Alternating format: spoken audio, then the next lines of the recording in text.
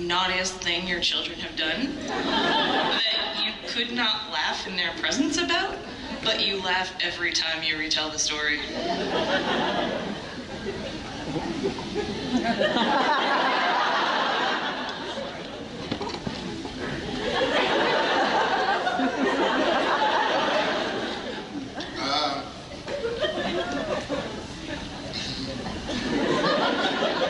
I feel like something happens like on a bi-weekly basis that I have to do this. Hey! No.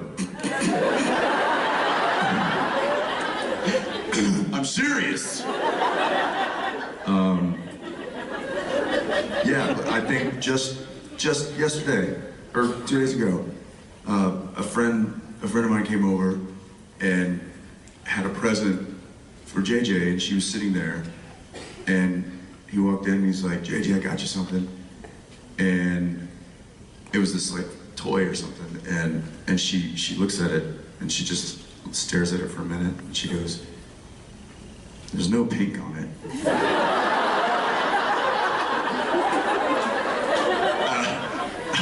I was just standing there, I was like, what? And then boom, then full daddy lecture ensues about how it doesn't matter what you get, you always say thank you, and you know, blah, blah, blah. I was like, listen, he's like, well, what happens if there's no pink on it? Why would I say thank you? And I'm like,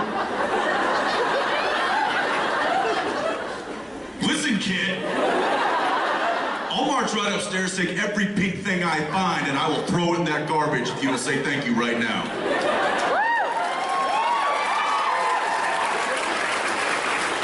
And so she, of course, was like, thank you. And I'm like, mean it.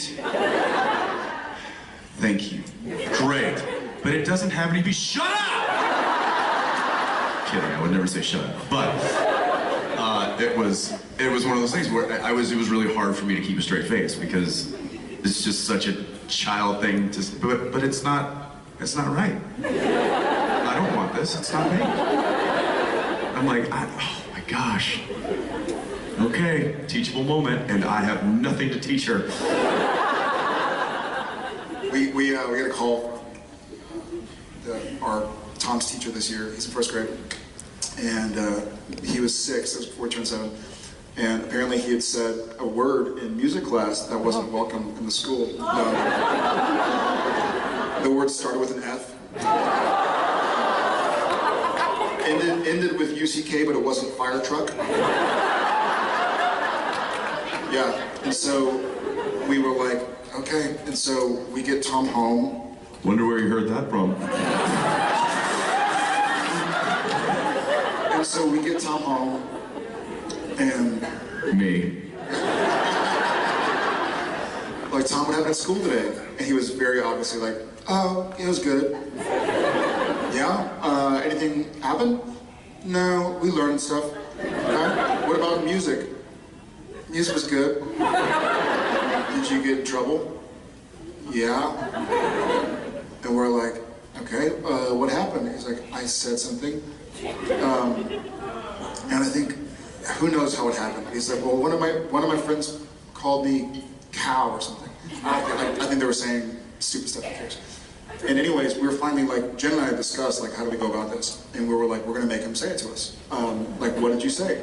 He's like, and he looks to us like, I'm gonna be in trouble if I say it. And so we're like, listen, buddy, you can say it to us. We need to hear what you said. You can't say it anywhere else. You can say it to mom and dad. We're asking you to tell us. And so he says it, and I think Jen, the way he was like, is this a trap?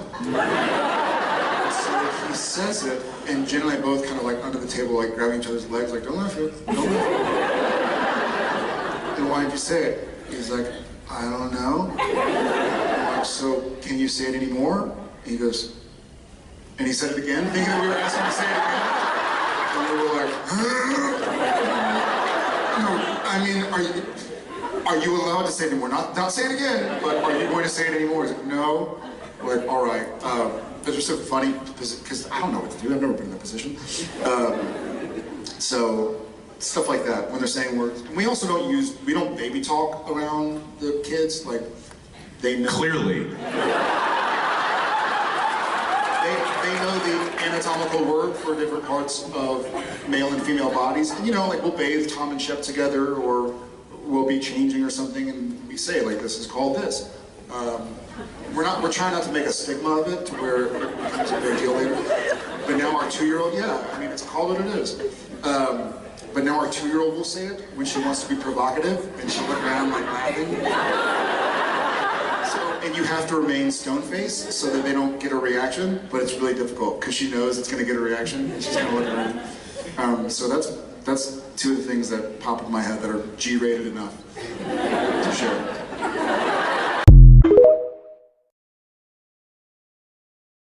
Jared and Jensen obviously have that amazing close relationship.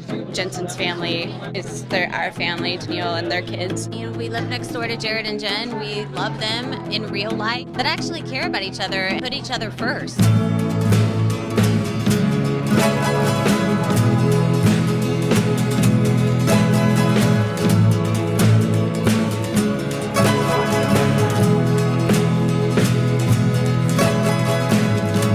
It took me 13 years to wear her down. I finally did it. And she came on. She did a couple episodes. She was great. She's amazing. I've always thought she was the best actor in the family. So it's nice to see her kick off the dust a little bit and get back on the horse. No.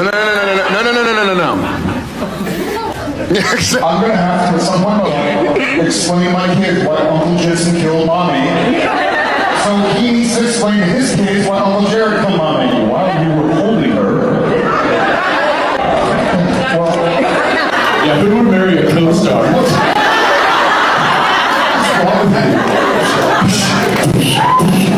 Don't hit me with He had Donald Trump. His name was Dick Roman. My character from Gilmore Girls was on Supernatural. He'd look at Jensen and go, "You're kind of short for a dean."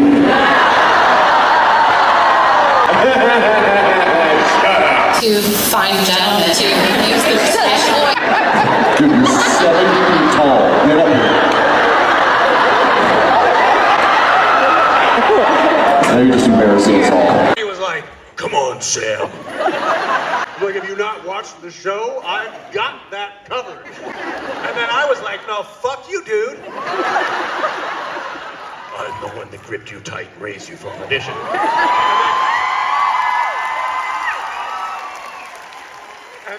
And then of course Mark comes on the show and he's like, "Hello, boys."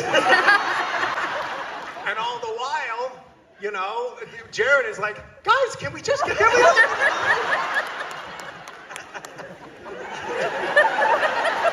Put the 4 of us together, and it was like a disaster. You just see Bob going, "How low can you go?" I have 2 girls and a boy. The 2 girls are daddy's girls. Like they are just all over me. They love them some daddy. And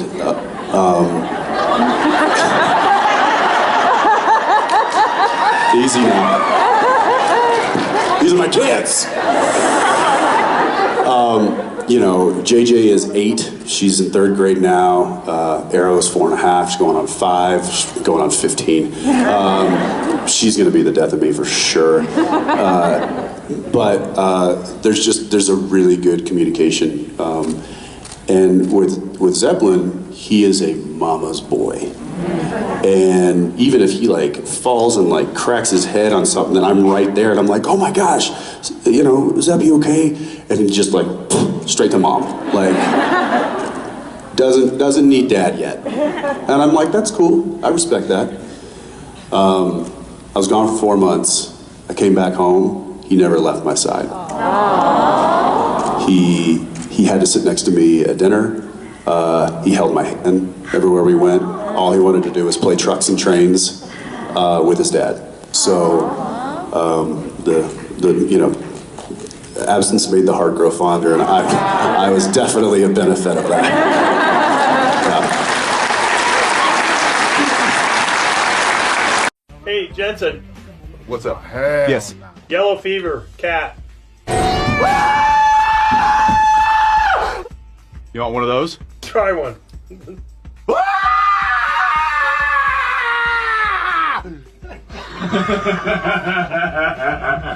We'll use that somewhere. I would say something that I brought that I kind of brought to Dean from my own personal personality would be a fierce protection of the ones that I love.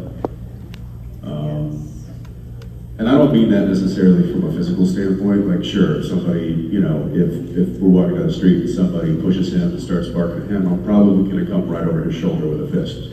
That's happened before. It has happened.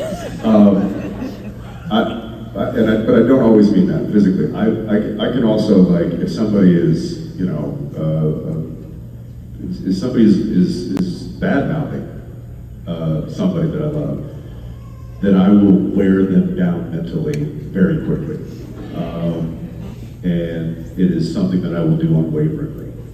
I feel like Dean was very much that as well. I shared that in common with him. Something that I maybe learned from Dean. I think after playing that character for 15 years, my temper has shortened. Which doesn't play into the being fiercely protective very well, so that's still trying to balance those things out. I think you're just old, man. He's not wrong!